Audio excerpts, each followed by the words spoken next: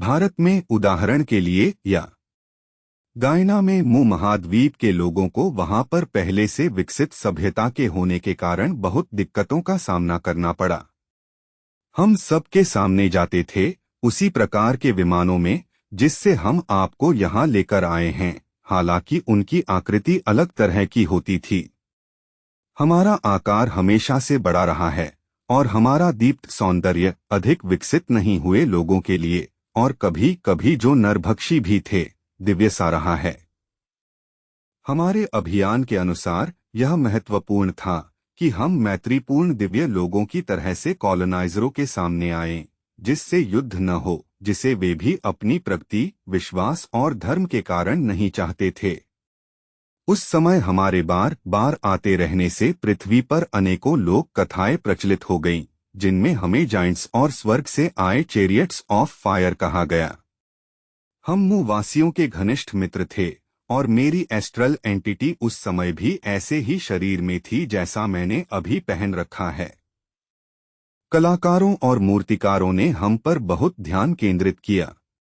उन्होंने मुंह के राजा से विचार विमर्श किया और हमें अमर करने के लिए एक काम किया। पुलातन ईस्टर आइलैंड पर स्थित विशाल मूर्तियां उस महान काम के उदाहरण हैं।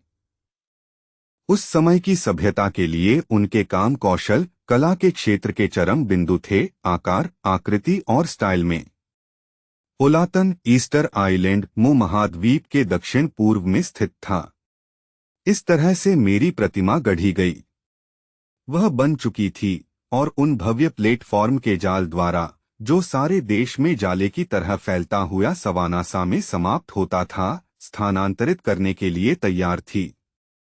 उस समय के प्रमुख व्यक्ति ने इन मूर्तियों को या तो राजा के बगीचे में स्थापित किया या उस पथ के किनारे जो पिरामिड तक जाता था।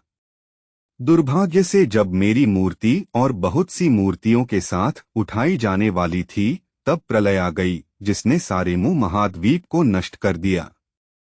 पर होलातन का कुछ हिस्सा बचा रहा। आप समझ सकते हैं कि कुछ हिस्सा कहने से मेरा मतलब है कि खदानें जितनी आज अवशेष के रूप में हैं, उनसे 10 गुना बड़ी थीं। जो हिस्सा प्रलय नष्ट नहीं हुआ, वहीं पर मेरी मूर्ति खड़ी की गई थी। मेरी वह भव्य मूर्ति इस तरह ईस्टर आइलैंड पर सुरक्षित रह गई।